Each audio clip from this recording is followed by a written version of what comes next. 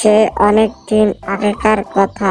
একটি সুন্দরপুর জঙ্গলে একটি সিংহ বসবাস করত। সিংহ যা বলতো সবাই তা মানত।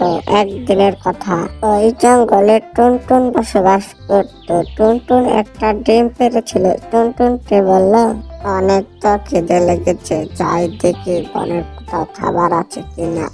এই কথা বলে টুনটুন বনে খাবারের জন্য বের হলো।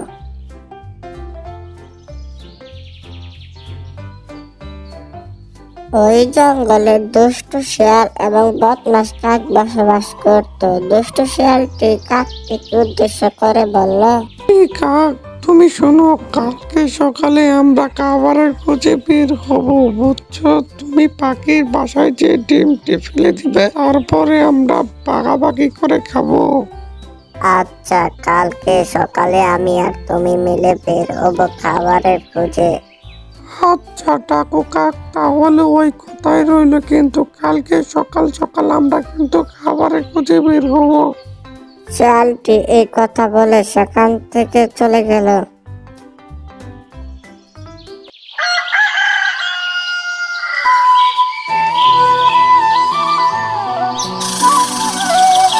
পরের দিন সকালবেলা টুনটুনি অনেক খিদে পেয়েছে। টুনটুনটি বলল, আজকে পশ্চিমের দিকে খাবারের খোঁজে বের হবো। পশ্চিমের জঙ্গলে অনেক খাবার যাবো আর আসবো, আমি তাড়াতাড়ি করে খাবারটা নিয়ে আসি।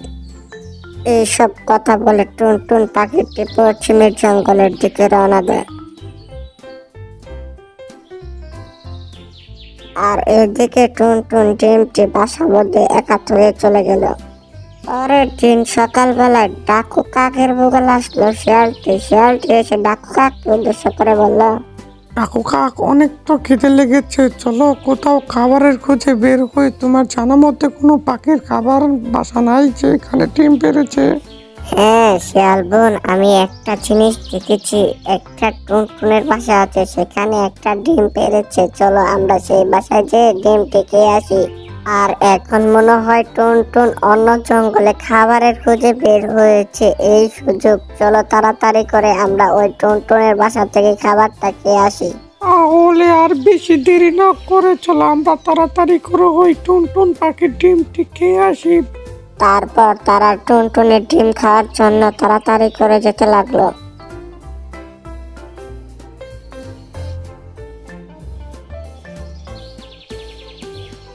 কাকটি যে টুনটুনি বাসা বাঁধে বসলো, কাকটি চালাকি করে ওই ডিমটি ধাক্কা দিয়ে ফেলে দিল।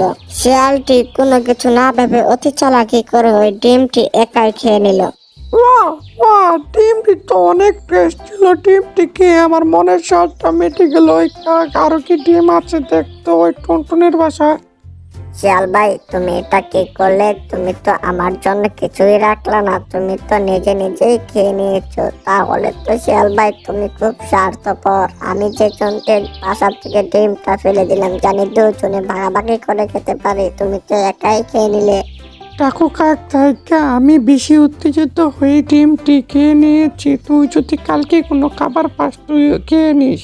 শিয়াল ভাই, তাহলে আমি আজকের দিনটা কিভাবে কাটাবো? আমি তো আজকের দিন তাহলে খালি পেটে থাকতে হবে। তুমি তো ওই ডিমটা খেয়ে নিলে, আমি যদি একটু খাইতাম আমার পেট ভরে যেত।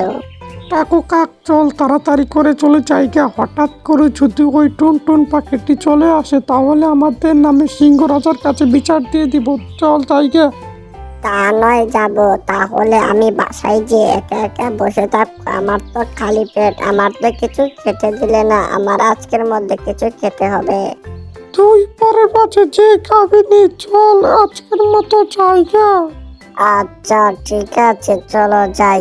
টুনটুন যদি এসে পড়ে আমাদের দেখে নিলে ওই সিংহ রাজার কাছে যে বিচার দিব। যখনই কাক আর শিয়াল যাবার লইতাছে, সেই সময় টুনটুন এসে তাদের দুজনকে দেখে নেয়। আর টুনটুন বাসা বাঁধে বসে দেখে তার বাসায় কোনো ডিম নেই। তার মানে বুঝে গেল টুনটুন, কাক আর ওই দুষ্টু শিয়াল মিলে তোমার ডিমটি খেয়েছে। এক্ষুনি যে আমি সিংহ রাজার কাছে বিচার দেব ওই দুষ্টু শিয়াল আর বদমাস কাকের নামে, কারণ আমার ডিম একটা খেয়ে ফেলেছে। 3 দিন বাদে ডিমটি পড়তো, এই সময় এসে কাক আর ওই শিয়ালটি আমার ডিমটি খেয়ে নিল।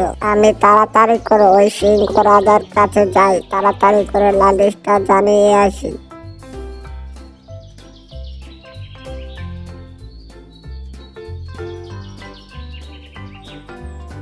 টুনটুন যে সিংহ রাজার কাছে গিয়ে বলল, সিংহ রাজা মশাই, আপনার কাছে আমার একটা নালিশ আছে।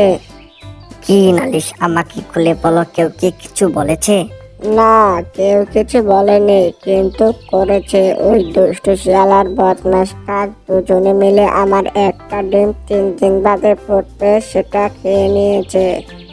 সত্যি ওরা তোমার ডিম খেয়ে নিয়েছে? তাহলে তো ওরা অবশ্যই শাস্তি পাবে। কালকে আমি একটা বুদ্ধি করব, বুদ্ধি করে ওদেরকে আমি ডেকে পাঠাবো, বুঝছো?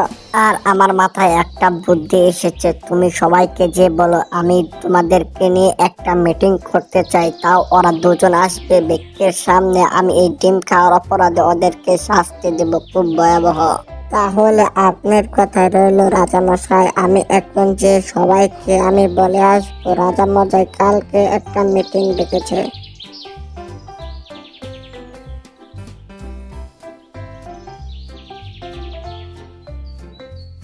টুনটুন প্রথমে 5 ইগলের কাছে যাওয়ার জন্য রওনা দিল। এ কি টুনি, তুমি হঠাৎ করে আমার বাসায় আসলে? কোনো সমস্যা হয়েছে কি? আমাকে খুলে বলো। সমস্যা বলতে মহা সমস্যা হয়ে গেছে পাজুদা। ওই বদমাস কাক আর দুষ্টু শিয়াল মিলে আমার একটি ডিম খেয়ে নিয়েছে বাসা থেকে। আর কালকে সিংহ রাজা বিচার করবে, এর জন্য আমি তোমার কাছে এসেছি। তুমি সকাল সকাল চলে যেও।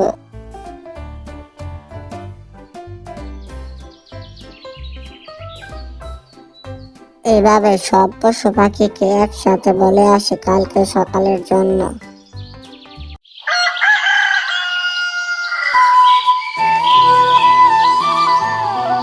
পরের দিন সকালবেলায় সিংহের কাছে কাক আর শিয়াল আসলো।